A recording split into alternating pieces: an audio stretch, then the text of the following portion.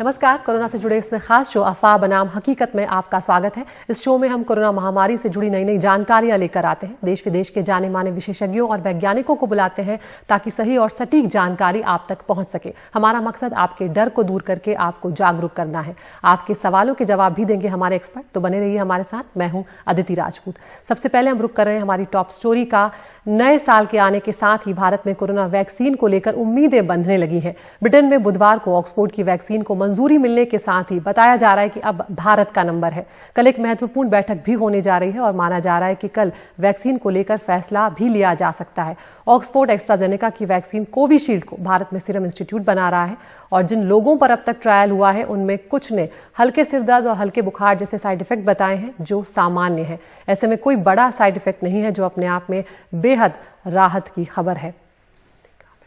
एक और आपको ग्राफिक्स के जरिए हम बताते हैं कि किस तरह से ये जो वैक्सीन है एस्ट्राजेनेका ऑक्सफोर्ड की जो कोविशील्ड वैक्सीन है, किस तरह से ये काम करेगी। चिंपैंजी के एडिनो वायरस से इस वैक्सीन को तैयार किया गया है। वायरस को कमजोर किया जाता है, इसलिए बहुत ज्यादा नुकसान की इसमें आशंका नहीं है। इसके अलावा शरीर में वायरस के प्रवेश करते ही खास तरह के प्रोटीन का ये निर्माण करता है, स्पाइक प्रोटीन का ये निर्माण करता है और कोरोना वायरस की बाहरी सतह पर ये जो स्पाइक प्रोटीन है ये निर्मित होता है। स्पाइक प्रोटीन के निर्माण के बाद इम्यून सिस्टम जो है वो उसका विकास करता है और उस वैक्सीन से शरीर में कोरोना से लड़ने वाली एंटीबॉडीज जो हैं वो तैयार होती हैं और इसी तरह से ये एंटीबॉडीज कोरोना से लड़ाई लड़ती हैं। हमारे साथ अब दो खास मेहमान जुड़ने जा रहे हैं इस मुद्दे पर बातचीत करने के लिए। डॉक्टर राजय नारायण हैं, director global health alliance UK के, लंदन से हमारे साथ जुड़ने जा रहे हैं, और डॉक्टर राजेश मल्होत्रा, चीफ हैं Covid facility trauma centre AIIMS अस्पताल के। डॉक्टर राजेश मल्होत्रा, पहले मैं आपके पास आना चाहूंगी। भारत में हर दिन अब जो नया स्ट्रेन आया है यूके का, उसके मामले बढ़ते जा रहे हैं। आज ये बढ़कर 25 हो गए हैं और अब कहीं ना कहीं इंतजार जो है वो शायद माना जा रहा है खत्म होने जा रहा है वैक्सीन को लेकर। तो सबसे पहले एक बार फिर शायद ये बात कई बार आपसे ये सवाल पूछा गया होगा कि क्या ये वैक्सीन जो नया स्ट्रेन आ रहा है उस पर भी कारगर होगी या नहीं, इसको समझा दें। जी, इसमें जो नया स्ट्रेन आया है इसमें सिर्फ बजाय इसके कि कुछ उसकी जो इन्फेक्टिविटी थोड़ी ज्यादा है, ट्रांसमिशन जो है 70% 71% जो भी कहा जा रहा है वो उससे ज्यादा है, ज्यादा लोगों को इन्फेक्ट कर देता है, सुपर स्प्रेडर इवेंट होने के चांसेस काफी हैं। लेकिन कोई भी ऐसा प्रमाण नहीं है कि हमारी जो वैक्सीन है उसमें जो भी चेंजेस स्पाइक प्रोटीन में हुए हैं उसमें इतनी चेंजेस ऐसी नहीं है कि हमारी वैक्सीन कारगर नहीं होगी। सारे प्रमाण इसी तरफ इशारा करते हैं कि हमारी वैक्सीन इसके खिलाफ कारगर रहेगी, इसलिए इसमें चिंता का कोई विषय नहीं है। बिल्कुल। डॉक्टर राजय नारायण, आप किससे जानना चाहेंगे किस तरह की स्थिति अभी ब्रिटेन में है, क्योंकि ये बहुत ज्यादा इन्फेक्शियस है ये जो नया स्ट्रेन है और खासकर ब्रिटेन में इसने बहुत स्थिति खराब कर दी है, क्योंकि कल भी हमने देखा था रिकॉर्ड मामले जो हैं वहां पर नए केसेस जो हैं वो दर्ज हुए थे। ऐसे में आप इस वक्त किस तरह की स्थिति देख रहे हैं? जहां तक ब्रिटेन की स्थिति के सवाल है, ब्रिटेन की स्थिति काफी गंभीर है। आप जानें कि लास्ट 24 घंटे में 50,000 से ऊपर पॉजिटिव केसेस डिटेक्ट किए गए हैं ब्रिटेन में, जो कि एक रिकॉर्ड है। अप्रैल में भी शायद इतना नंबर नहीं हुआ था। जहां तक हॉस्पिटल में कोविड पेशेंट्स का सवाल है, हमारे यहाँ भी 21,000 से ऊपर पेशेंट एडमिटेड है डिफरेंट हॉस्पिटल में इंग्लैंड में। ये भी एक अपने में रिकॉर्ड था, क्योंकि पीक के समय पिछले जब पीक हुआ था अप्रैल के टाइम में उस समय करीब 18,000 लोग एडमिट थे। आज के दिन में 21,000 से ऊपर लोग एडमिट हैं। लास्ट एक हफ्ते में करीब 40,000 से ज्यादा पॉजिटिव केसेस डेली बेसिस पे हो रहे हैं, जो अपने में एक बहुत ही खतरनाक सिचुएशन है, क्योंकि हमको इसे समझने की जरूरत है कि जो नई स्ट्रेन है वो काफी तेजी से फैल रही है ब्रिटेन में। 70% से जो ज्यादा केसेस हैं वो नए स्ट्रेन के चलते हो रहे हैं। इसके चलते काफी सारे केसेस ब्रिटेन में भी फैल रहे हैं। जी डॉक्टर राजा, एक सवाल और मैं आपसे जानना चाहूंगी, क्योंकि वैक्सीनेशन वहां पर शुरू हो चुका है। क्या पहले डोज के बाद कोई पॉजिटिव वहां पर आया है और पहले और दूसरे डोज में कितना अंतर वहां पर रखा जा रहा है? तो ये बहुत अच्छी बात है कि जो दोनों वैक्सीन पे अब देखा जा रहा है, फाइजर वैक्सीन और एस्ट्राजेनेका वैक्सीन, इसकी सहमति सरकार ने कल दी है कि दोनों वैक्सीन में करीब 3 महीने तक का भी डिफरेंस किया जा सकता है पहले डोज और दूसरे डोज के बीच में। तो इसलिए सरकार कोशिश करी कि पहली डोज ज्यादा से ज्यादा लोगों को दिया जा सके, क्योंकि अब MHRA जो बॉडी है जो कि परमिशन देती है गवर्नमेंट को सब साइंस और सब एक्सपेरिमेंट करने के लिए, उनका भी ये मानना है कि ये पहला वैक्सीन का जो डोज है वो अभी जल्द से जल्द ज्यादा से ज्यादा लोगों में दिया जा सके, क्योंकि दूसरा डोज 3 महीने बाद तक भी दिया जा सकता है। ये दोनों वैक्सीन के साथ बराबर का ही ये शेड्यूल है, जो कि 3 महीना पहला वैक्सीन और तो दूसरा जो डोज है वो 3 महीना बाद दिया जा सकता है। इसलिए हम लोग काफी इसमें एक खुशी की बात है, क्योंकि हम लोग कोशिश करें कि ज्यादा से ज्यादा लोगों को पहला डोज जितना जल्दी दे सकें। जी डॉक्टर राजेश, यहाँ पर पहला डोज देने के बाद इम्यूनिटी बनने में कितना वक्त लग रहा है? क्या ट्रायल में इस तरह की कोई बात अभी तक सामने आ पाई है? जी, बहुत सी ट्रायल हुई है और उसमें हर समय पे ये देखा गया है कि पहली डोज के बाद कितनी इम्यूनिटी आई, दूसरे के बाद कितनी आई। तो इसमें मैं यहाँ क्लियर कर देना चाहता हूं कि पहली डोज के बाद ज्यादातर वैक्सीन ट्रायल्स में बहुत ही कम जो है एंटीबॉडीज पाई गई है, और जबकि दूसरी डोज लगने के बाद उनमें बहुत ही तेजी से एंटीबॉडीज में बढ़ोतरी हुई है। तो इसलिए कभी जब आप ये सुनते हैं कि एक डोज लगी उसके बाद किसी को कोरोना हो गया, तो इसमें कुछ वैक्सीन की खराबी नहीं है।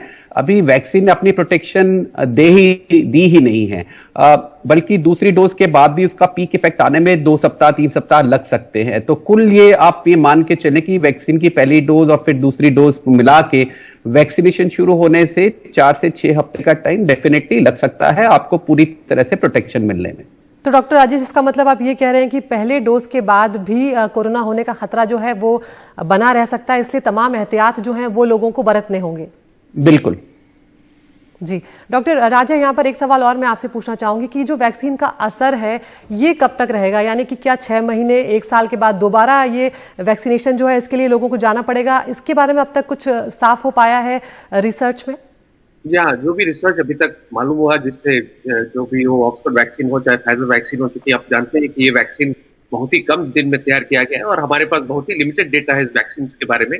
लेकिन ये हम जानते हैं कि ये वैक्सीन करीब 90% इफेक्टिव है, चाहे वो फाइजर वैक्सीन हो चाहे वो एस्ट्राजेनेका वैक्सीन हो।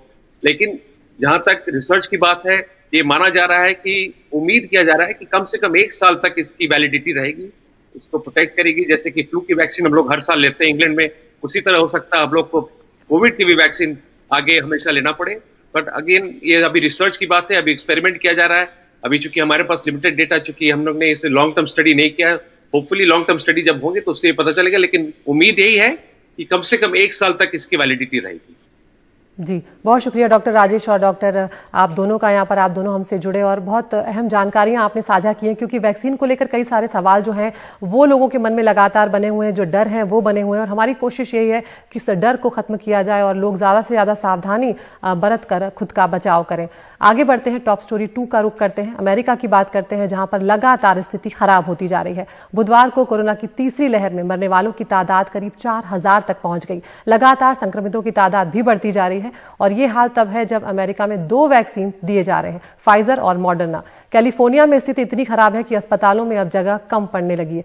क्या वजह है और ये किस तरह से ये फैलता जा रहा है, ये इससे जानने की कोशिश करते हैं। हमारे साथ जुड़ रहे हैं खास मेहमान डॉक्टर निश्चय मिश्रा हैं, पब्लिक हेल्थ एक्सपर्ट हैं, न्यूयॉर्क से हमारे साथ जुड़ने जा रहे हैं। डॉक्टर निश्चय, बहुत स्वागत है आपका। सबसे पहले आपसे यही मैं जानना चाहूंगी, अमेरिका दुनिया का सुपर पावर देश है, बावजूद इसके कोरोना को जिस तरह से हैंडल किया गया वो अब तक लोगों को हैरान कर रहा है। लगातार मामले बढ़ते ही जा रहे हैं, क्या वजह है? तो सबसे पहला बात मैं करूंगा कि नंबर ऑफ केसेस अमेरिका में बढ़ते जा रहे हैं। एक प्रॉब्लम होती है जब एक सोशल प्रॉब्लम पॉलिटिकल प्रॉब्लम बन जाए तो उसका जो है निवारण करना बहुत मुश्किल होता है। तो मास्क पहनना या ना पहनना यहाँ पर पॉलिटिकल हो गया, ये सोशल डिस्टेंसिंग मेंटेन करना पॉलिटिकल हो गया पिछले 6-8 महीने में। तो अलग अलग पार्टी और अलग अलग पॉलिटिकल व्यू के लोग हैं जो उसको फॉलो करते हैं कि मास्क पहनना या नहीं पहनना है, कि इट डिपेंड्स कि आप किस लीडर को फॉलो करते हैं। और जिन जिन स्टेट ने पहली प्राइमरी वेव में लॉकडाउन को फॉलो किया तो वहां ज्यादा लोग एक्सपोज नहीं हुए। फिर आफ्टर लाइक थैंक्सगिविंग और something people got very casual. तो कैजुअल होने के बाद में लोग बाहर आना शुरू किया, तब वो लोग ज्यादा प्राइम सस्पेक्ट हैं। डॉक्टर साहब, कैलिफोर्निया की बात करें तो स्थिति बेहद खराब है, एक तरह से एपिसेंटर वो बन गया है कोरोना का। क्या हालत है वहां पर अस्पतालों की, क्योंकि स्थिति बता रहे हैं अस्पतालों में बहुत ज्यादा खराब है? कैलिफोर्निया में जैसे मैंने बताया जुलाई अगस्त तक वो कंट्रोल में थे, और उसके बाद उन्होंने स्कूल डिस्ट्रिक्ट सबसे पहले ओपन किया, LA काउंटी वगैरह में भी। और उसके बाद में धीरे धीरे करके लोग जो वार्म वेदर है उसकी वजह से कैजुअल हो गया कि बाहर जाना, बीचेस पे जाना, आउट डाइन इन करना और रेस्टोरेंट्स में जाना और गैदरिंग करना। तो वो नहीं समझ सके कि वो खतरा टला नहीं है। शायद उनको मोबाइल यूनिट का सहारा लेना पड़ेगा अगर केसेस ऐसे ही बढ़ते रहे। साथ में कैलिफोर्निया में वैक्सीनेशन प्रोग्राम शुरू हो चुका है। सो हम उम्मीद करते हैं कि अगले 1-2 महीने में स्थिति ऐसी कंट्रोल में रहे और धीरे धीरे करके हम केसेस नंबर स्लो डाउन होते देखेंगे। डॉक्टर साहब, अमेरिका में भी वैक्सीनेशन शुरू हो चुका है। क्या वैक्सीन में बदलाव की जरूरत महसूस की जा रही है नए स्ट्रेन को देखते हुए, या फिर क्या पूरे विश्वास के साथ ये कहा जा सकता है कि वैक्सीन पूरी तरह से कारगर है? अगर एफिकेसी में अगर थोड़ा बहुत फर्क आता है तो जैसा मैंने बोला वो डेटा आगे आएगा। जो डेटा अभी जो ओरिजिनल कोहार्ट उस पर इकट्ठा हो रहा है, लोगों को वैक्सीन दी जा रही है, उनका इफेक्ट दिखेगा 6-8 महीने में, तो वो पता चलेगा। जो म्यूटेशन दिखा है, अगर उसको हम लोग कहते हैं ना कंप्यूटेशनल एनालिसिस वगैरह करके देखें और एक्सपीरियंस के लेवल पर, तो इतना फर्क नहीं डालना चाहिए, क्योंकि जो स्पाइक प्रोटीन है उसके अगेंस्ट वैक्सीन काम कर रही है ज्यादातर, और वही उसकी वायरस की आउटसाइड शेल प्रोटीन है। तो स्ट्रक्चर इतना चेंज नहीं हुआ है कि वैक्सीन की एफिकेसी में कुछ फर्क आए। लेकिन जैसे जैसे मैंने बोला कि वायरस इवॉल्व होगा, नए नए म्यूटेशन आते जाएंगे, और उसके बाद उस बेसिस पे वैक्सीन को हमेशा हमें इवेल्युएट करना पड़ेगा टाइम टू टाइम कि ये वैक्सीन ग्रुप इफेक्टिव है इस वायरस के लिए या नहीं। बिल्कुल, वक्त वक्त के साथ वैक्सीन को बदला भी जा सकता है। डॉक्टर साहब, भारत की अगर बात करें तो यहाँ पर वैक्सीनेशन शुरू नहीं हुआ है, अभी नया स्ट्रेन भी दाखिल हो चुका है। किस तरह से देख रहे हैं आप भारत की स्थिति को, क्योंकि लोगों में थोड़ा डर भी है नए स्ट्रेन को देखते हुए? अदिति, नया स्ट्रेन जो आया हुआ है या जो पहले से स्ट्रेन सर्कुलेट हो रहे हैं, भारत की पॉपुलेशन काफी ज्यादा है और नंबर ऑफ रिपोर्टेड केसेस भी काफी ज्यादा हैं, तो हमें ये तो मान लेना चाहिए कि भारत में एक नहीं सैकड़ों डिफरेंट स्ट्रेन सर्कुलेट ऑलरेडी हो रहे हैं। तो उसमें अगर एक और नया स्ट्रेन जुड़ गया है तो उससे इतना चिंता करने की बात नहीं है, क्योंकि दोनों तरह के और किसी भी तरह के स्ट्रेन को रोकने का तरीका वही है। अगर आप मास्क पहनेंगे, लोगों से दूरी मेंटेन रखेंगे, एक साथ गैदरिंग नहीं करेंगे, प्रिकॉशन लेंगे, तो कोई भी स्ट्रेन हो आप उसको रोक सकते हैं। बहुत शुक्रिया डॉक्टर निश्चय मिश्रा, आप न्यूयॉर्क से जुड़े हमारे साथ और ये तमाम जानकारियां आपने साझा की। वक्त है एक ब्रेक का। ब्रेक के बाद जानिए अपने भेजे सवालों के जवाब। हमारे साथ होंगे खास एक्सपर्ट।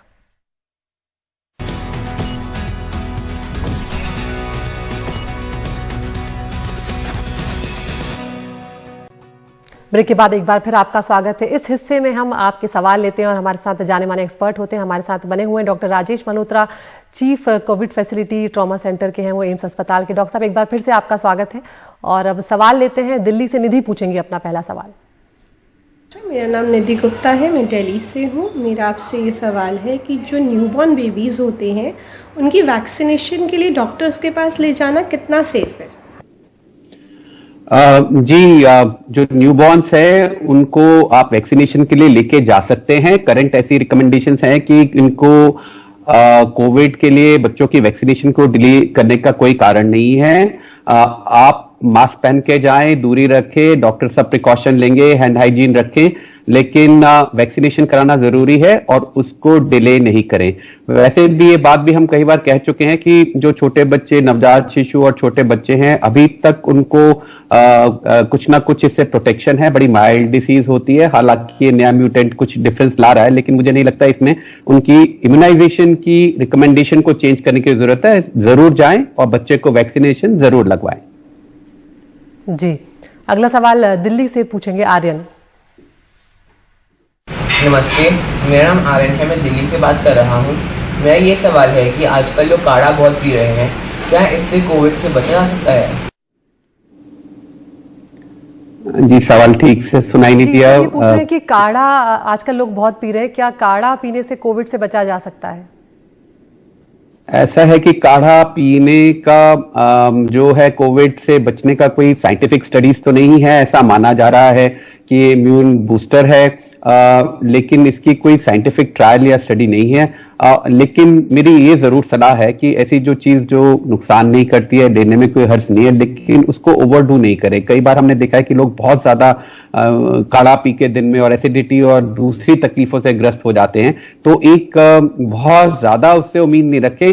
काढ़ा से ज्यादा जरूरी है हाथों की हाइजीन रखना, डिस्टेंस रखना और फेस मास्क पहनना। उसके साथ काढ़ा पीना चाहते हैं 1 गिलास रोज, तो मुझे कोई ऑब्जेक्शन नहीं है, मुझे नहीं लगता उसका कोई नुकसान है, लेकिन बचाने में ये तीनों चीजें ज्यादा कारगर होंगी। जी, बहुत शुक्रिया डॉक्टर राजेश मल्होत्रा, ये तमाम जानकारियां आपने साझा की। उम्मीद करते हैं इससे और भी लोगों को फायदा होगा। अब नए साल की हम यहाँ पर बात कर लेते हैं, क्योंकि नया साल आ रहा है, आज साल का आखिरी दिन है और कोरोना ने कहीं ना कहीं जश्न जो है उसे फीका कर दिया है। कहाँ कहाँ पर किस तरह की पाबंदियां हैं वो आपको बता देते हैं, ताकि आप उस हिसाब से अपने नए साल का कार्यक्रम जो है उसे बना सकें। दिल्ली की अगर बात करें तो आज और कल नाइट कर्फ्यू जो है वो लगा दिया गया है। रात 11 बजे से सुबह 6 बजे तक पब्लिक प्लेस पर कोई जश्न नहीं मनाया जा सकता। 5 से ज्यादा लोगों के जमा होने पर रोक लगा दी गई है दिल्ली में। मुंबई की अगर बात करें तो रात 11 बजे तक ही खुले रहेंगे होटल्स और रेस्टोरेंट्स और बार। पब्लिक प्लेस पर यहां पर भी 5 से ज्यादा लोगों की भीड़ जमा करने होने पर पाबंदी है। समंदर किनारे पार्क में भी भीड़ जमा होने पर रोक लगा दी गई है। बेंगलुरु की अगर बात करें तो दोपहर 12 बजे से कल सुबह 6 बजे तक धारा 144 यहां पर लागू कर दी है, जो अब शुरू भी हो चुकी है। धारा 144 शहर के प्राइम लोकेशन में नो मैन जोन जो है वो डिक्लेयर कर दिया गया है, यानी कि कोई भी बाहर नहीं निकल सकता है। चेन्नई की अगर बात करें तो रात 10 बजे के बाद होटल नहीं खुलेंगे, बार भी नहीं खुलेंगे। समंदर किनारे और सड़कों पर कोई जश्न नहीं होगा। केरल की बात करते हैं, किसी तरह की भीड़भाड़ की कोई इजाजत यहां पर भी नहीं दी गई है। रात 10 बजे तक खत्म होने चाहिए सभी जश्न, ये सरकार की तरफ से केरल में हिदायत दी गई है। महाराष्ट्र में हम सब जानते ही 31 जनवरी तक बढ़ा दिया गया है जो लॉकडाउन है वो। और अगर पंजाब की बात करें तो आज नाइट कर्फ्यू जो है वो रहेगा। रात 9:30 बजे के बाद होटल रेस्टोरेंट जो है वो सब बंद कर दिए जाएंगे। तो इस तरह से पाबंदियां काफी ज्यादा हो गई हैं। आंध्र प्रदेश की अगर बात करें तो सार्वजनिक जगहों पर यहां पर कोई जश्न नहीं है। तेलंगाना की अगर बात करें तो किसी तरह की जश्न की इजाजत यहां पर भी नहीं है। तो कोशिश यही है, जो नया स्ट्रेन आया है इससे ज्यादा लोगों को बचाया जा सके और इसीलिए ये सब कुछ किया जा रहा है। तो आज साल का आखिरी दिन है, साल 2020 सबके लिए एक मुश्किल साल रहा, आपके लिए, हमारे लिए। कोरोना के चलते कई लोगों ने अपनों को खो दिया, कई लोग अब भी कई तरह की मुश्किलें झेल रहे हैं, लेकिन बहुत कुछ सिखा कर भी जा रहा है साल 2020। जो जिंदगी यूं ही जिए चले जा रहे थे उन्हें जिंदगी की अहमियत समझा गया। जो बीत गया उसे भुलाकर नई उम्मीदों के साथ नए साल में कदम रखें। नए साल का जश्न मनाते वक्त सावधानियों का भी ख्याल रखें। आप सभी का नया साल अच्छा रहे, स्वस्थ रहे, यही हम सबकी दुआ है। और इसी के साथ आज के लिए विदा लेते हैं। नमस्कार।